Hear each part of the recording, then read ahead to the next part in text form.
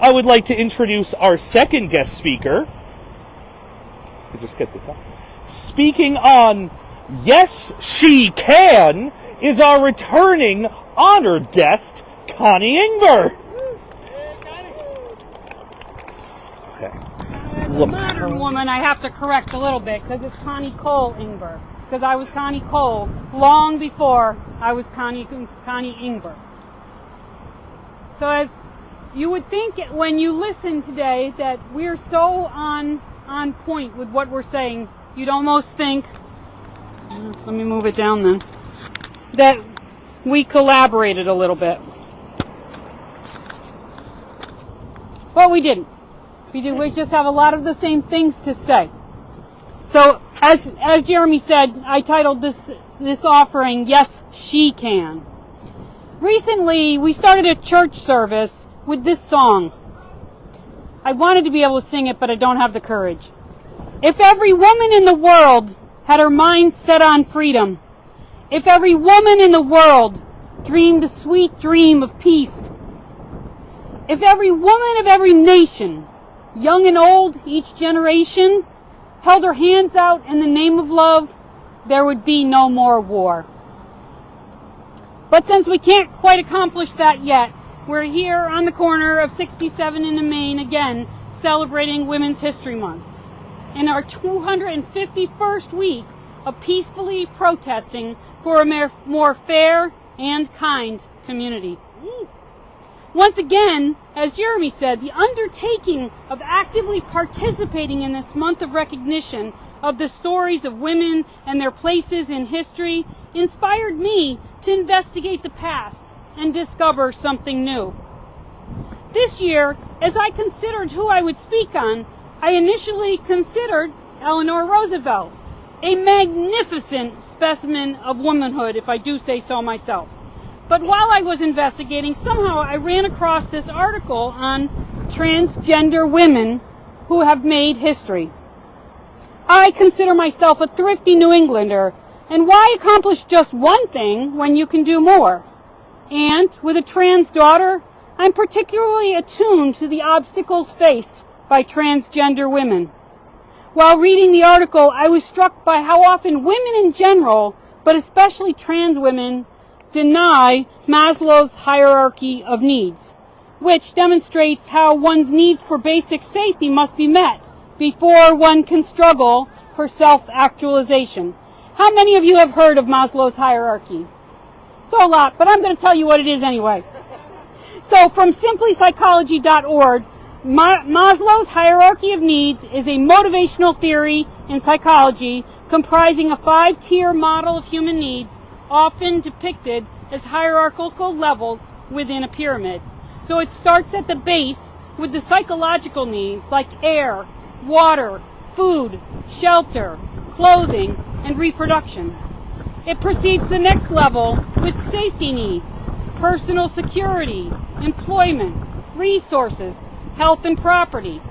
Next is love and belonging, friendship, intimacy, family sense of connection. And nearing the pinnacle, we hear esteem, respect, self-esteem, status, recognition, strength, and freedom.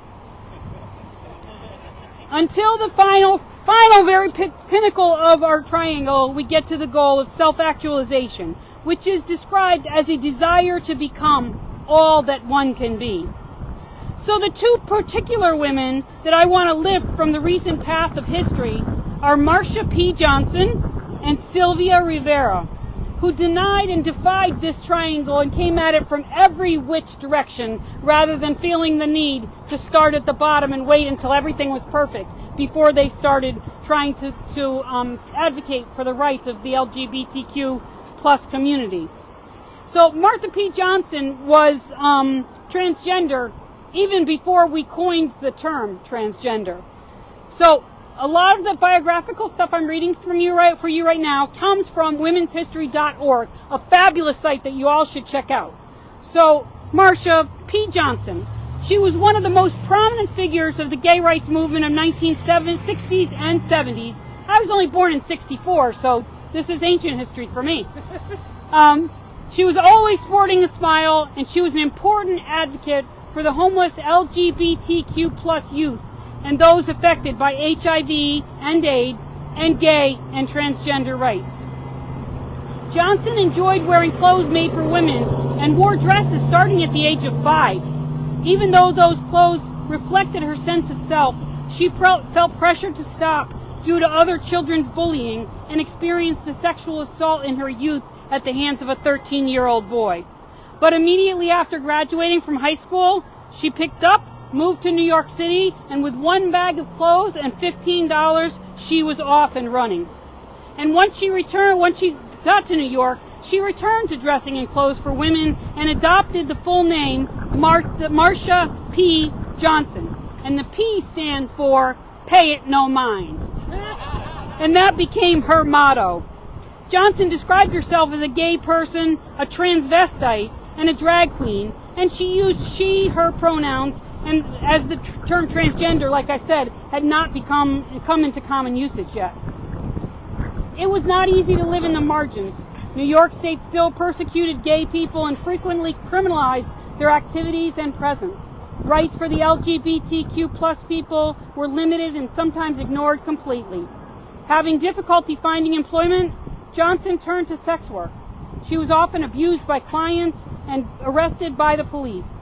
She also did not have a permanent home during this time and bounced around, sleeping at friends' homes, hotels, restaurants, and movie theaters. She found work waiting tables and performing in drag shows. And in a 1992 interview, Johnson said, "I was no one, nobody from Nowheresville until I became a drag queen." And her life changed remarkably when she found herself engaging in the resistance at the Stonewall Inn in 1969.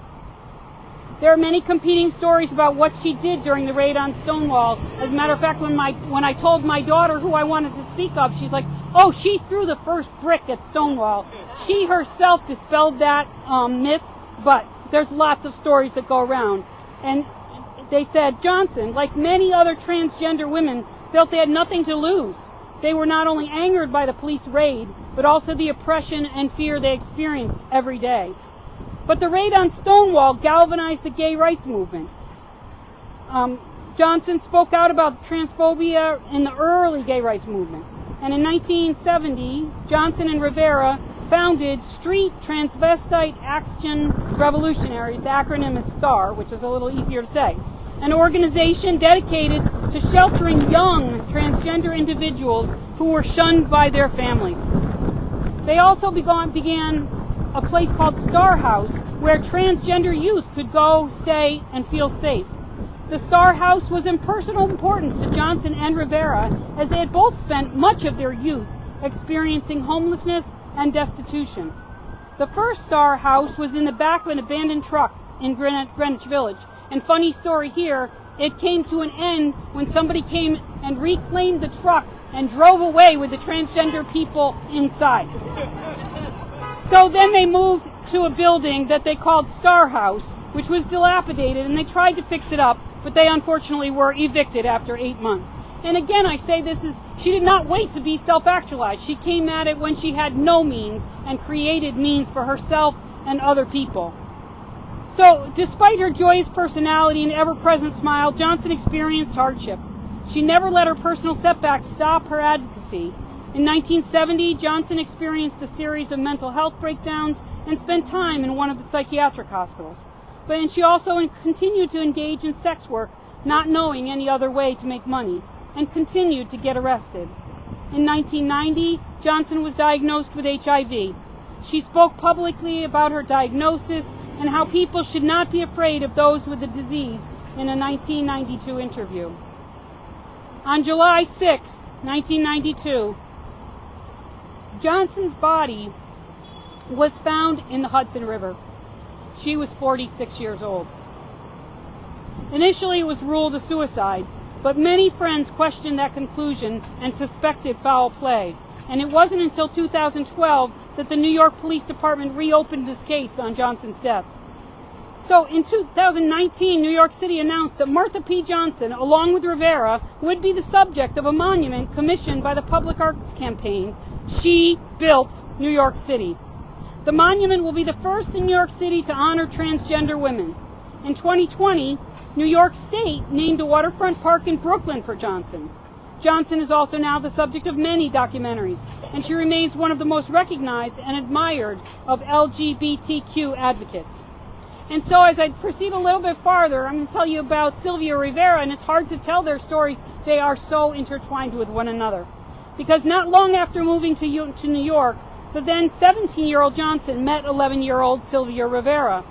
Rivera was a Puerto Rican transgender girl, and the two became instant friends.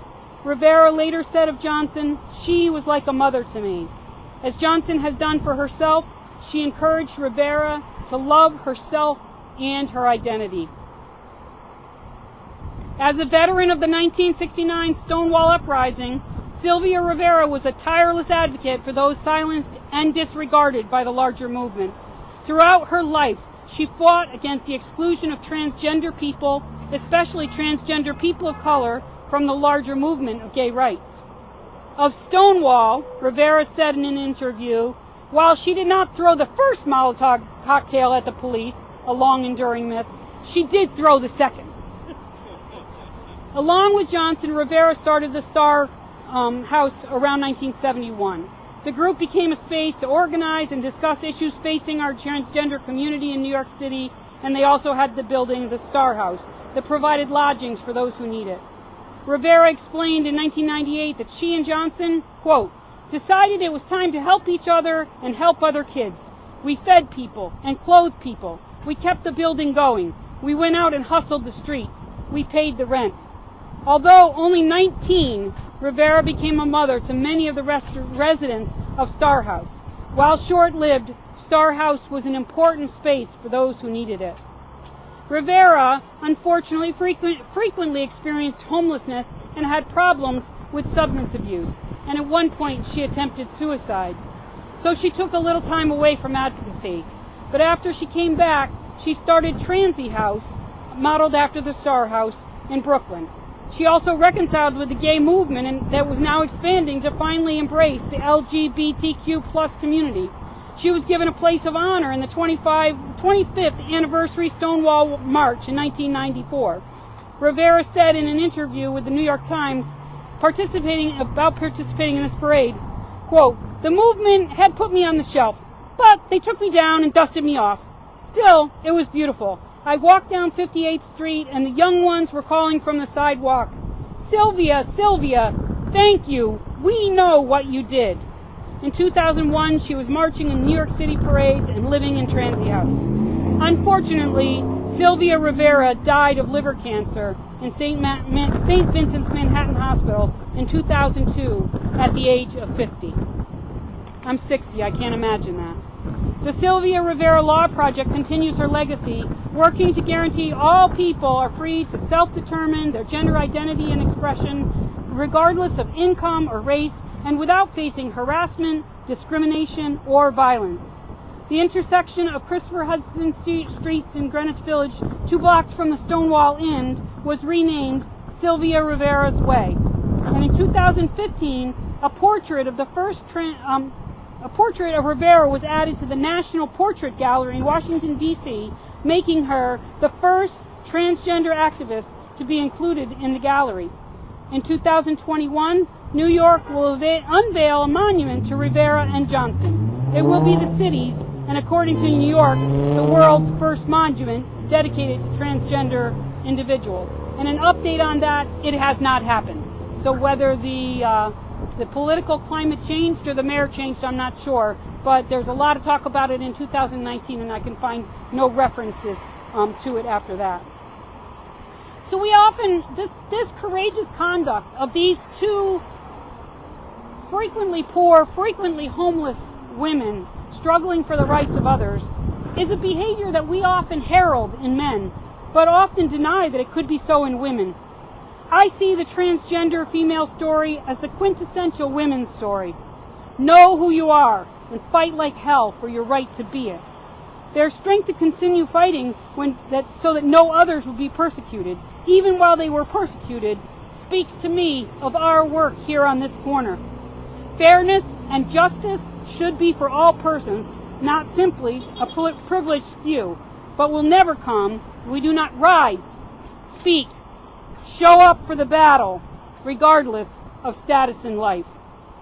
Recently, my daughter shared a favorite quote with me. It was offered by this anthropologist, Stephen Jay Gould. He said, "I am somehow less interested in the weight and convolutions of Einstein's brain than in the near certainty that people of equal talent have lived and died in the cotton field and sweatshops and the poor places in the world." Yep. I added the poor places in the world. This quote speaks to me of the many women lost to history and the necessity of celebrating all women for accomplishments both large and small, and to the many, like us, small cogs that make the wheels of justice turn. And recently, I'm almost done, recently, one of my favorite activists, Jessica Craven, wrote what you were stealing from me. I was like, Jeremy, don't steal my thunder. Wrote of how often we talk about standing on the shoulders of those who came before us, women such as Marsha and Sylvia. But then she reminded us that we are now the history that this future will stand on.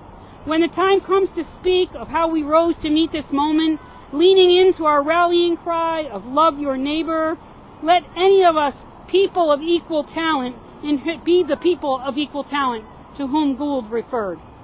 Let the memories of steadfast support, unwavering faith, and fierce determination be our legacy.